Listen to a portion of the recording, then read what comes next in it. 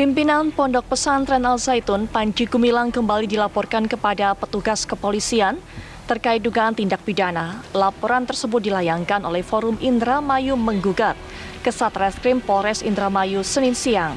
Sayyid Mukhlisin, koordinator FIM menilai Al Zaitun melanggar aturan tentang pengelolaan dan pendistribusian zakat dan infak yang disebut-sebut sudah lama terjadi di Ponpes Al Zaitun. Kejanggalan yang ditemukannya apa aja, Pak? Infaknya, soal infak, soal zakat. Karena soal infak dan zakat itu sudah ada pengurusannya, ada kewenangannya. Dan itu diatur oleh Undang-Undang Nomor 23 Tahun 2011. Itu adalah Basnas. Jadi kalau selain dari pihak Basnas atau yang tidak mendapatkan izin dari Kementerian dan Basnas, ya itu adalah illegal fundraising. Itu menurut FIM. Pengambilan infaknya dari siapa? Wah, pengambilan infaknya dari umat. Yang ada di lingkungan? Bisa jadi dari Indramayu, bisa jadi dari Indonesia. Laporan ini menambah daftar dugaan tindak pidana yang dilakukan Panji Gumilang terkait aktivitasnya di Ponpes Al Zaitun. Di sisi lain, gerak Panji Gumilang seakan dibatasi setelah PPATK memblokir ratusan rekening milik Panji Gumilang. Berdasarkan penelusuran PPATK, sejak 2007 hingga 2023, aliran dana di rekening Panji Gumilang terbilang fantastis mencapai lebih dari 15 triliun rupiah. Penghentian sementara transaksi, indikasi awal tindak pidana pencucian uang dan atau tindak pidana lain, atau terdapat harta kekayaan yang diduga berasal dari tindak pidana. Nah, ini dilihat dari pola transaksi yang menunjukkan modus tindak pidana pencucian awal, yang menunjukkan modus tindak pidana pencucian uang dan atau tindak pidana lain. Lantas bagaimana pemblokiran ini kemudian mempengaruhi aktivitas Al Zaitun? Benarkah pemblokiran rekening kian menguatkan adanya tindak pidana yang dilakukan Panji Gumilang? Tim TV One mengabarkan.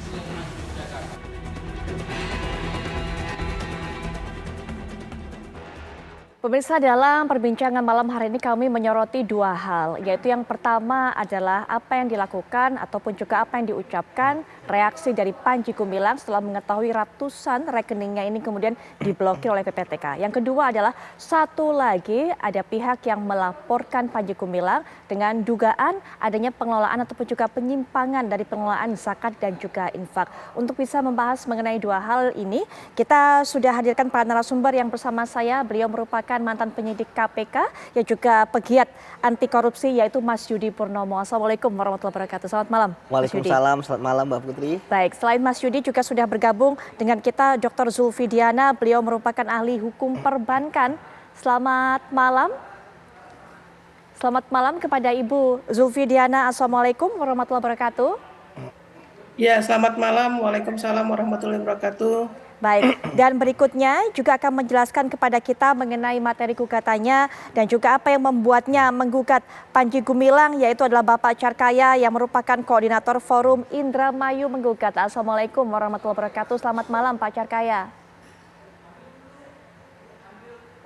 Selamat malam, Mbak. Baik, sebelum pemirsa kita mendengarkan pandangan dari tiga narasumber ini, kami bawa Anda terlebih dahulu mendengarkan apa tanggapan, apa reaksi dari Panji Gumilang atas pembekuan rekening yang dilakukan oleh PPATK berikut ini.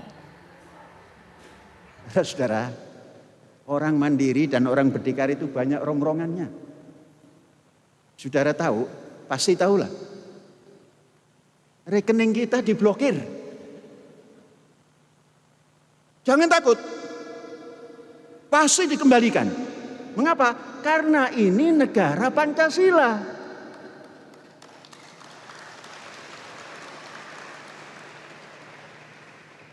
Mungkin kalau negara rampas-merampas, rampasannya dibagi-bagi, itu bisa jadi. Tapi ini negara Pancasila, Mas. Indonesia Raya, Mas. Takut, saya bertanggung jawab. Jangan pernah takut. Kalian bisa makan. Saya punya cara.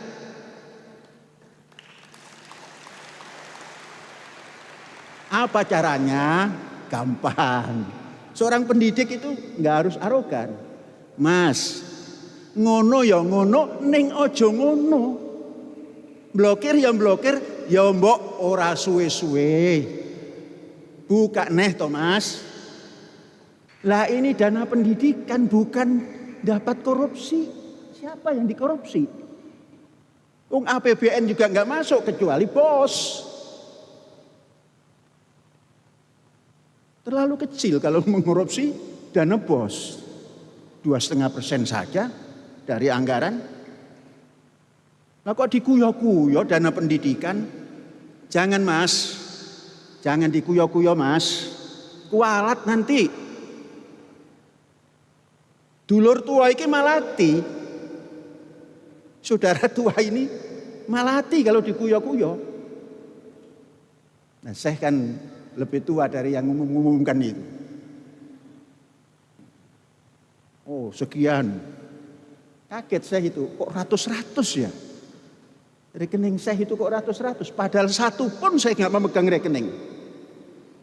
Apalagi itu yang namanya klik terus keluar uang itu apa itu? ATM. Sampai nggak kenal namanya juga. Dana pendidikan kok dikuyo-kuyo, kok diotak-atik, kok diganggu-ganggu. Itu salah satu poin yang bisa kita tangkap dari apa yang disampaikan oleh Panji Gumilang. Panji Gumilang juga menegaskan bahwa jangan takut, pasti dikembalikan. Karena ini merupakan negara Pancasila. Ada satu lagi harapan dari Panji Gumilang yang kita dengarkan dari ucapannya tadi, yaitu bahwa berharap jangan diblokir lama-lama dan segera dibuka. Tapi kalau tadi kita dengarkan atas nama dana pendidikan Mas Yudi, kemudian mengatakan bahwa tidak bisa lagi atau tidak ada lagi dana operasional. Padahal kan tidak semuanya rekening ini kemudian dibekukan oleh PPATK. Ya, pertama perlu kita sampaikan bahwa memang lumrah lah apa yang disampaikan oleh Panji Gumilang ya.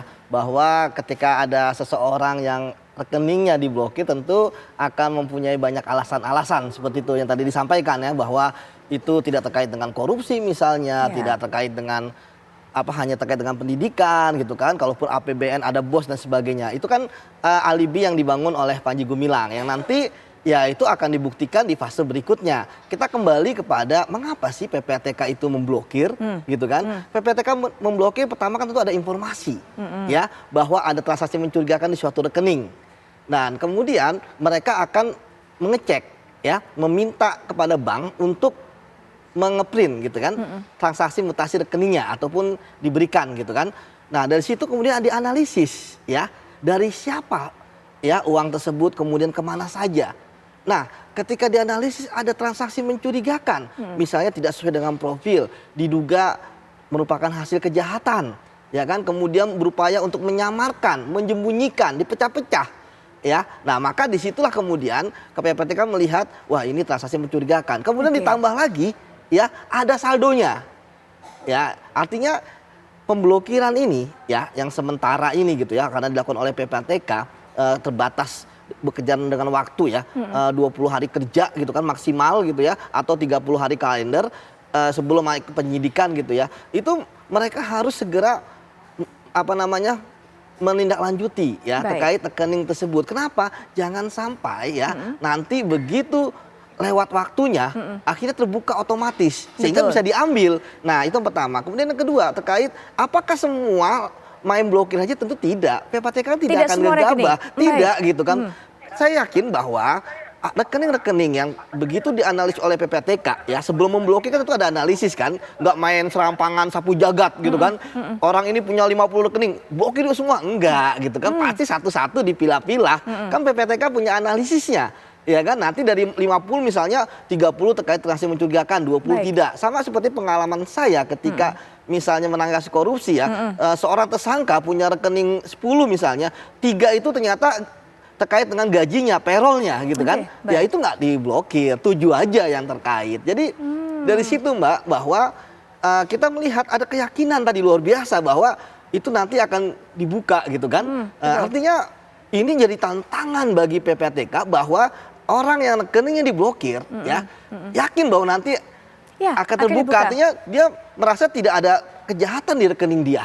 Nah disinilah maka ini kan kita sudah mungkin seminggu sudah 2 minggu kali ya dari pemblokiran itu ya. PPATK harus segera koordinasi dengan penyidik ya untuk supaya penyidik ya mendapatkan LHD PPATK dan menaikkan statusnya ya dari yang diblokir sementara oleh PPATK menjadi pemblokiran oleh penyidik, seperti itu. Baik, kita juga lihat di layar kaca dasar hukum PPATK melakukan pemblokiran rekening Panji Gumilang. Anda bisa lihat, tapi kita juga akan dengarkan bagaimana pendapat dari Ibu Dr. Zulfi Diana. Ibu Zulfi, jika PPATK memang tidak memblokir semua rekening itu Panji Gumilang ataupun juga rekening atas nama pondok pesantren, jadi memang yang tidak diblokir adalah rekening yang memang ketika diteliti gunanya adalah atau pemanfaatannya adalah untuk operasional pondok pesantren. Namun bisakah Ibu rekening-rekening pribadi yang dibekukan itu bisa dibuka kembali seperti harapan dari Panji Gumilang? Ya, terima kasih Mbak Putri. Jadi saya sepakat dengan Mas Yudi bahwa kalau rekening pribadi itu nanti kita akan diurai oleh penyidik, apakah rekening pribadi tadi ada aliran dana yang masuk di rekening pribadi dari hasil diduga kejahatan yang terkait dengan Pondok Pesantren Al Zaitun, maka itu juga bisa dapat dikenakan untuk diblokir. Karena itu nanti hasil pemblokiran itu khawatirnya, makanya diblokir akan menjadi meluas sehingga akan lebih banyak lagi korban-korban yang dirugikan. Sehingga harus diblokir. Nah, kemudian yang kedua, khawatirnya nanti terjadi rekening itu akhirnya diterbangkan ke luar negeri dananya. Itu yang dikhawatirkan kalau tidak diblokir secepat mungkin karena dananya cukup besar seperti bagaimana yang diuraikan oleh Prof. Mahfud tempo hari, ada triliunan rupiah dan ada sekitar sekian ratus rekening yang sudah diblokir. Jadi ini harus dirinci dulu, diturunkan dulu mulai dari mana asal muasal dana yang ada di dalam rekening itu satu persatu. Memang bukan pekerjaan mudah, tetapi ini harus hati-hati agar tidak ada pra-peradilan dari pihak Panji Gumilang terhadap penyidik sehingga dia bisa menjadi menjadi gugat balik terhadap hasil dari pemblokiran tadi. Itulah perlunya nanti diuraikan lagi satu persatu dana yang meskipun itu nama pribadinya Panji Gumilang ataupun keluarganya tetap harus diurai satu persatu. Begitu Mbak. Baik, untuk yang bisa menentukan apakah rekening ini akan dikembalikan ataupun dibuka kembali dari pihak PPATK ataukah pihak dari penyidik Barreskrim, Bu Zulfi? Dari penyidik tentunya Mbak. Karena kan PPATK itu hanya sekedar memberikan surat, tetapi nanti yang akan membuka semua dari penyidik karena fungsinya penyidik kan dia akan mengumpulkan seluruh alat bukti dan hasil pemblokiran tadi akan menjadi alat bukti oleh pihak penyidik, Mbak. Baik, Mas Yudi nanti juga mungkin bisa berikan pandangan karena tadi begitu yakinnya Panji Gumilang mengatakan ini rekening ini hanyalah untuk dana sekolah, kok kemudian diganggu-ganggu. Apa ada kemungkinan bahwa ini menjadi salah satu tempat cuci uang tadi nanti yang seperti ini kita curigai, yang nanti Mas Yudi bisa berikan pandangan mengenai hal ini, termasuk juga nanti Pak Cartaya juga akan mengungkapkan bagaimana penemuannya mengenai adanya pengelolaan ilegal soal dana zakat dan juga dana infak sesaat lagi. Pemirsa, sebelum kita lanjutkan masalah pembukuan rekening milik Panji Gumilang oleh PPATK, kita akan perdalam juga. Karena salah satu pihak hari ini juga melaporkan Panji Gumilang atas dugaan pengelolaan dana infak dan juga dana zakat secara ilegal. Yang melaporkan adalah Forum Indramayu Menggugat dan kita sudah bersama dengan koordinatornya yaitu Pak Cartaya. Pak Cartaya, mungkin bisa dijelaskan kepada kami temuan apa yang Anda miliki sehingga Anda menggugat dari Panji Gumilang atas dugaan ini atau atas tuduhan ini, Pak Cartaya?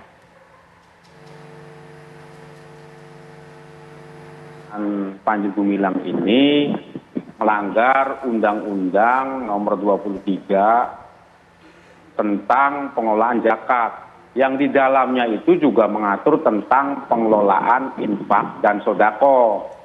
Nah, di pasal 37, 38, 39, 40, dan 41 itu mengatur jelas sekali bahwa semua distribusi, pengumpulan, kemudian pendistribusian dan sebagainya itu diatur oleh negara lewat undang-undang ini. Kemudian kami juga melihat dari rilis Kementerian Agama Republik Indonesia, Yayasan Al Zaitun ini tidak termasuk juga lembaga amil yang kemudian legal. Artinya kami meyakini di dalamnya ada praktek-praktek melanggar hukum. Ya, baik. Dari mana kemudian Pondok Pesantren Al Zaitun ini menghimpun zakat dan juga menghimpun infak ini? Apakah Pak Carkaya tahu? Sudah terbuka di berbagai keterangan kawan-kawan yang mereka mengaku anggota NII dan mereka mengaku mantan anggota NII bahwa mereka menggalang dana. Dengan temuan dari Pak Mahfud MD dengan begitu banyaknya rekening dan begitu fantastisnya nilainya, kemudian juga ada temuan sertifikat pribadi dan keluarganya. Nah, maka kita menduga dan sangat yakin kemudian mengadukan ke Polres Indramayu untuk mendalami. Dan kita juga akan membantu mencarikan bukti-bukti untuk kemudian diproses dalam penyelidikan dan penyidikan. Ya. Sejauh ini adakah kemudian orang yang melaporkan ataupun juga mengadu kepada Pak Carkaya menceritakan bahwa ia ditarget ataupun juga dipungut untuk infak dan sebagainya oleh Pondok Pesantren Al Zaitun ini, Pak Carkaya? Kami dari Forum Indramayu Menggugat ini kebetulan memang konsen di masyarakat penyangga, khususnya Kabupaten Indramayu, dan masyarakat penyangga itu berarti Kecamatan Gantar dan Kroya. Ada juga anggota yang kemudian cerita, dan ini sudah bukan rahasia lagi, ini sudah terbuka di publik. Dana-dana itu dihimpun begitu masif dan kolosal menurut kami. Jadi ya tinggal masuk aja, pembuktian ini nanti akan kita buktikan di penyelidikan dan penyidikan. Baik, Pak Carkaya, dananya kan dihimpun begitu banyak, tapi apakah Pak Carkaya mendapatkan informasi untuk apa dana ini, untuk apa hasil infak yang dikumpulkan oleh para anggota tersebut, untuk kepentingan pribadi Panji Gumilang atau memang dibagikan kepada orang yang membutuhkan, pada kaum fakir miskin dan duafa? Makanya kan saya selalu menggarisbawahi dari awal tuntutan PIM yang kelima ini bagaimana Al Zaitun ini bermanfaat bagi masyarakat sekitar. Makanya saya jawab, itu pernyataan yang menyesatkan ketika berbicara bermanfaat bagi masyarakat sekitar. Apa definisi manfaatnya? Kita kan pakai alat ukur indeks pembangunan manusia. Ketika Al Zaitun berdiri 99, indeks pembangunan manusia Indramayu juga masih rendah. Artinya efek yang kemudian digembar-gemburkan bermanfaat bagi masyarakat sekitar, faktanya juga tidak ada. Fakta yang kelihatan itu ada ratusan sertifikat atas nama Panji Gumilang dan keluarganya. Jadi Pak, ya tinggal ditafsirkan saja kan. Baik, kami ingin pastikan kembali. Jadi Pak Carkaya atau sepengetahuan Pak Carkaya tidak pernah ada kegiatan membagikan bantuan kepada kaum fakir miskin dan duafa di sekitar wilayah dari tempat pondok pesantren ini ya Pak? Tidak pernah ada hal itu ya Pak? Kalau ngomongin bantuan, ngasih sembako paling harga berapa? Kalau efek manfaat bagi masyarakat itu jelas. Misalnya gini, Panji Gumilang mengatakan bahwa pertaniannya berhasil meningkatkan ekonomi. Faktanya apa? Apakah kemudian tomatnya segede-gede gajah? Kemudian produksi padinya yang rata-rata Indramayu gabah kering gilingnya 6 ton kemudian jadi 10 ton. Faktanya kan tidak ada itu, omong kosong itu semua, enggak ada. Baik, itu kita bicara. Kemudian dia mengaku berhasil di bidang kelautan, izin IMB-nya aja belum ada, kapal aja belum beroperasi, kan begitu. Baik, Pak Carkaya, itu kita bicara soal pengaliran ataupun penyaluran dana infak, sedekah dan sebagainya. Mengenai dana zakat, pada saat Idul Fitri, apakah Pak Carkaya mengetahui bahwa Pondok Pesantren Al Zaitun berbagi zakat kepada orang-orang yang membutuhkan di wilayah di sekitarnya? Apakah tidak ada juga, Pak? Saya tidak pernah mendengar dan tidak pernah melihat. Yang jelas begini, zakat itu, infak sodako itu menurut Undang-Undang Nomor 23 Pasal 6 yang mengelola itu adalah Basnas. Jangankan mendistribusikan, mengelola saja harus seizin Basnas dan otoritas setempat kalau memang ada lembaga amil zakat. Pertanyaannya, yayasan itu tidak pernah ada izin dari pemerintah menurut rilis Kementerian Agama. Jadi mengumpulkan dana sudah salah. Jangankan mendistribusikan gitu kan. Kalau kita percaya katanya negara Pancasila, ya taat hukum dong. Ini Pancasila yang mana? Undang-undang yang mana? Kalau memang dia aturannya dibuat sendiri gitu kan. Itu kira-kira. Baik ya Kak.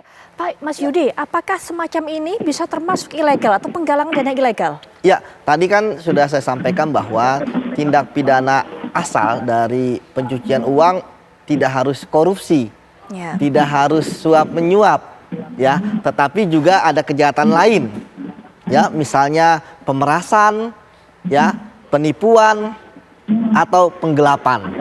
Nah, ketika tadi disampaikan bahwa ada pengumpulan yang tidak sesuai dengan aturan, ya, tidak sesuai dengan undang-undang, ya, tentu itu akan menjadi pintu masuk, ya. Ini nanti masuknya mana nih?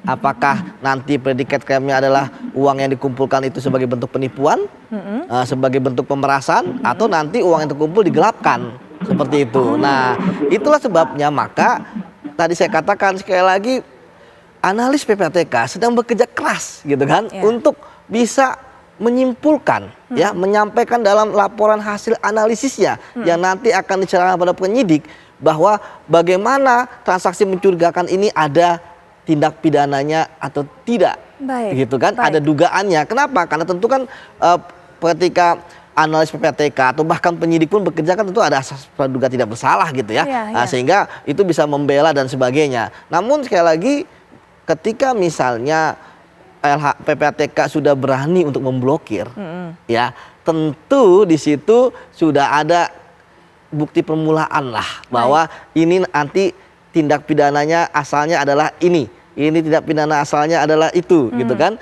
Ya, nanti penyidik ya akan tinggal menelusuri untuk menemukan ada peristiwa pidananya ketika penyelidikan gitu kan, atau kemudian sudah menemukan tersangkanya gitu kan ketika penyidikan. Ya, Mas Yudi sampaikan ini juga sekaligus menjadi sanggahan terhadap argumentasi dari Panji Gumilang yang mengatakan tadi korupsi dari mana ataupun juga ngapain dibekukan, karena kan itu bukan korupsi gitu kan. Itu juga merupakan salah satu hal yang bisa kita berikan mengenai argumentasi ini. Betul, tadi saya katakan bahwa jangan sampai gitu kan terframe bahwa ketika dibekukan oleh PTK itu terkait dengan korupsi. Enggak, tidak harus. Banyak kok, narkoba juga bisa, Ini terorisme juga bisa. Edukasi gitu kan, masyarakat. ada banyak lah tindak pidana asal di Undang-Undang TPPU gitu kan. Baik. Jadi tidak harus korupsi. Memang yang ramai di Republik ini gitu ya, itu ketika ada pencucian uang, wah itu dananya asalnya dari korupsi gitu kan. Nah, asetnya dari korupsi itu memang ternyata bukan itu nggak satu-satunya hanya sebab. itu, Baik, gitu kan. baik. Ada Seperti itu. faktor-faktor lainnya Banyak yang mungkin juga bisa crime-nya. dilakukan oleh Betul. Panji Gumilang. Mengenai hal ini, Bu Sufi mungkin ada catatan tersendiri. Bagaimana laporan dari Forum Indramayu Menggugat ini juga menjadi pintu masuk untuk bisa mengetahui aliran dana dari rekening-rekening yang dimiliki oleh Panji Gumilang, Bu Sufi. Betul, betul sekali Mbak. Jadi tadi kan sudah disebutkan tidak pernah terjadi yang namanya penyaluran dari dana yang dihasilkan atau yang ada pada Al Zaitun kepada masyarakat dan tidak memberikan multiplier effect kepada masyarakat atas berdirinya Al Zaitun hingga kini.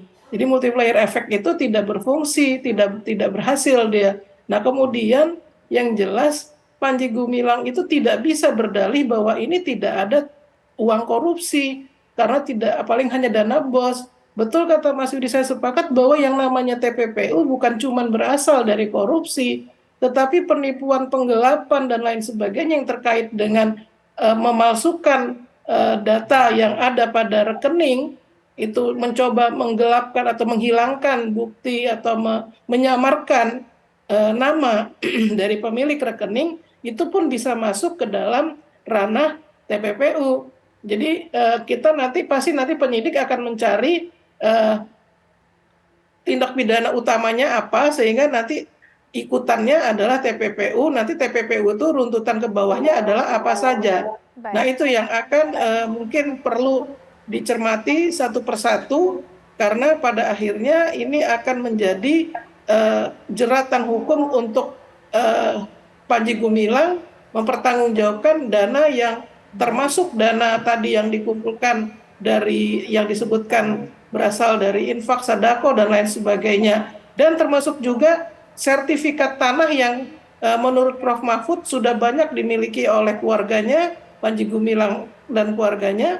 Itu pun nanti akan ditelusuri dari mana mereka memiliki uang yang bisa mereka miliki atas sertifikat tadi. Itu pasti akan ditelusuri dananya dari mana. Kalau juga berasal dari dana yang kemudian pada akhirnya menjadi mungkin dari hasil dari penipuan, penggelapan, ilegal terorisme dan lain sebagainya, itu akan bisa menjadi pintu masuk dan celah untuk menjerat Panji Gumilang. Makanya saya setuju PPATK secepatnya memblokir dana itu agar tidak capital fight ya. Jadi dia tidak terjadi pelarian uang ke luar negeri, khawatirnya seperti itu. Baik. Jadi harus secepatnya ini diblokir. Baik, Pak Cataya tadi Seperti juga itu.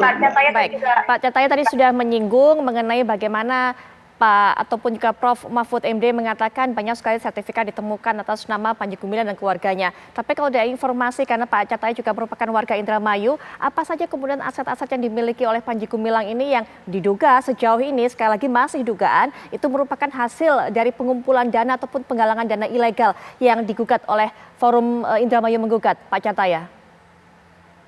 Ini meyakini bahwa tanah-tanah yang belum tersertifikat pun banyak. Contoh misalkan masih berbentuk akte jual beli, yang membeli itu adalah karyawan Al Zaitun yang dulu, sekarang sudah berhenti. Jadi status kepemilikannya nggak jelas. Banyak juga yang kemudian yang belinya juga memakai dokumen orang lain. Artinya apa? Semua ini kan jadi rumit nih. Jadi pusing kita ngelihatnya. Ini orang duitnya banyak banget. Kemudian beli tambak dia. Beli tambak di daerah Kecamatan Losarang, Kecamatan Santigi. Itu banyak banget juga. Kemudian dia juga tanah yang di galangan kapal itu juga kita periksa juga. Itu tanahnya juga bermasalah juga. Pakai duit siapa juga. Artinya apa? Semua ini pintu masuknya juga harus kemudian kita turun ke lapangan. Tahu permasalahan yang memang menjadi jerih hati orang Indramayu. Orang Indramayu ini kan selama ini kan oleh Al Zaitun itu dilakukan semacam penindasan manusia atas manusia. Jadi mereka seperti tidak dianggap, seperti tamu ini tidak ada istilahnya pula nuwun ke orang Indramayu kan. Maka kami FIM menganggap ada 3 kejadian. Yang pertama itu ada kejadian hukum, tindak pidana, yang kedua ada kejadian kemanusiaan, yang ketiga ada penindasan manusia atas manusia. Makanya kami dari awal mengusung 5 isu yang sekarang mulai satu persatu terbuka. Contoh tanah, galangan kapal, kemudian sumbangan-sumbangan yang kita anggap ilegal dan sebagainya. Maka dari itu kita dorong nih, Baik. Basnas nih juga harus bersuara. Baik, Pak Carkaya. Bagaimana nih Basnas?